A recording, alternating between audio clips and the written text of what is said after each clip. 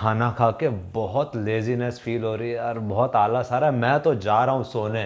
खाना खाने के तुरंत बाद कभी भी सोना नहीं चाहिए, एसिडिटी और एसिड रिफ्लक्स होता है। Then what should I do यार, बहुत नींद आ रही है और बहुत आलस आ रहा है, मैं नहीं बैठ पाऊंगा। चल वॉक पर चलते हैं। क्या हमें खाना खाने के तुरंत बाद वॉक करनी चाहिए? मैंने तो ऐसा सुना है कि खाना खाने के तुरंत बाद कभी भी वॉक नहीं करनी चाहिए। ये बहुत कॉमन क्वेश्चन है और इसी डाउट की वजह से लोग खाना खाने के बाद वॉक नहीं करते, जो बहुत गलत है। कैसे? खाना खाने के बाद वॉक अगर सही तरीके से की जाए तो it has several benefits to our health, और अगर सही तरीके से नहीं की जाए तो उसके नुकसान भी हो सकते हैं। तो सही तरीका क्या है वॉक करने का? खाना खाने के बाद डाइजेशन प्रोसेस शुरू हो जाती है और वॉक करने से स्टमक को खाना डाइजेस्ट करने में हेल्प मिलती है। ओके, खाना खाने के बाद हमें आराम से लो से मॉडरेट इंटेंसिटी से वॉक करनी चाहिए। हमें एक दिन में कितनी देर वॉक करनी चाहिए और कितना डिस्टेंस कवर करना चाहिए? एक दिन में हमें 30 मिनट्स वॉक जरूर करनी चाहिए और ये सफिशिएंट है, मैक्सिमम 3 से 4 किलोमीटर। अगर हमने फास्ट वॉक या जॉगिंग की आफ्टर मील्स तो जैसा मैंने पहले बताया, खाना खाने के बाद डाइजेशन प्रोसेस शुरू हो जाती है और अगर खाना खाने के बाद फास्ट वॉक की जाए तो हमारी डाइजेशन प्रोसेस डिस्टर्ब हो सकती है। इसी वजह से हमें स्टमक एक, एसिड रिफ्लक्स, हार्ट बर्न और ब्लोटिंग भी हो सकती है। ओके, इसीलिए हमको लाइट वॉक ही करनी चाहिए आफ्टर मील्स। तो खाना खाने के बाद वॉक करने के तो बेनिफिट्स भी बहुत होंगे, बेनिफिट्स तो बता।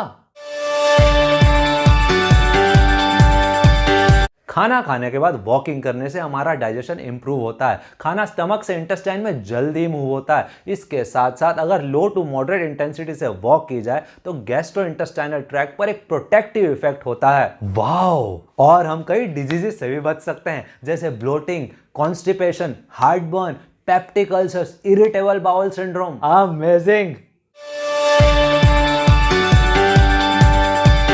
खाना खाने के बाद वॉकिंग करने से हमारा ब्लड शुगर लेवल भी मेंटेन रहता है और डायबिटीज टाइप 1 और टाइप 2 पेशेंट्स के लिए वॉकिंग आफ्टर ईटिंग बहुत जरूरी है। क्यों? रीजन?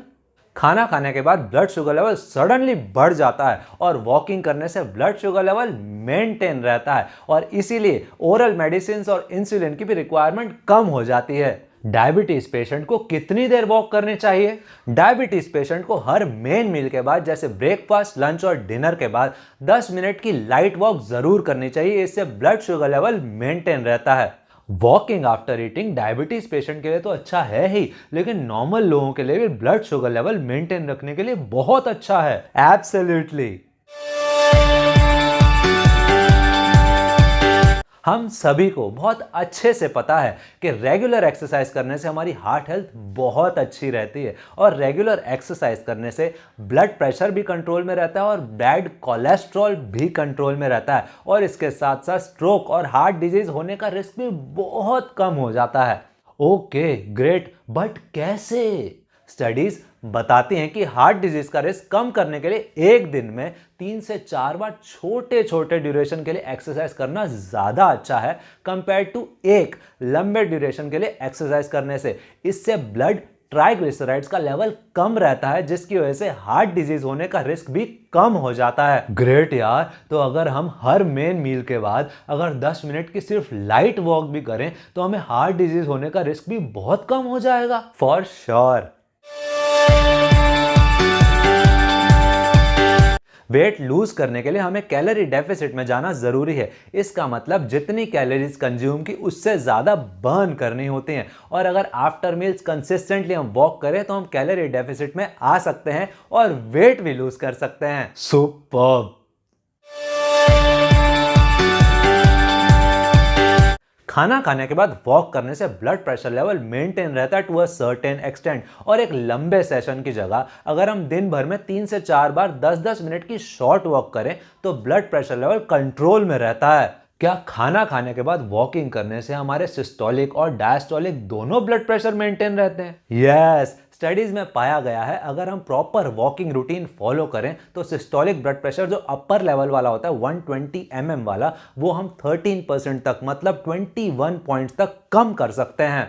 ग्रेट यार, वॉकिंग आफ्टर मील्स के इतने सारे बेनिफिट्स, कभी सोचा ही नहीं और कभी वॉकिंग की भी नहीं। मैं आज से वॉकिंग आफ्टर मील्स स्टार्ट करूंगा। वॉकिंग आफ्टर मील्स अगर सही तरीके से की जाए तो इसके बहुत सारे बेनिफिट्स मिल सकते हैं। और डायबिटीज पेशेंट्स को तो हर मेन मील के बाद 10 मिनट की शॉर्ट वॉक, लाइट वॉक करना बहुत जरूरी है to maintain blood sugar levels. बिल्कुल, डाइजेशन इंप्रूव होता है, हार्ट अटैक का रिस्क कम होता है, ब्लड शुगर लेवल मेंटेन रहता है, ब्लड प्रेशर मेंटेन रहता है, वेट लॉस में हेल्प मिलती है, वो भी सिर्फ 10 मिनट वॉकिंग आफ्टर मील से। Isn't it amazing?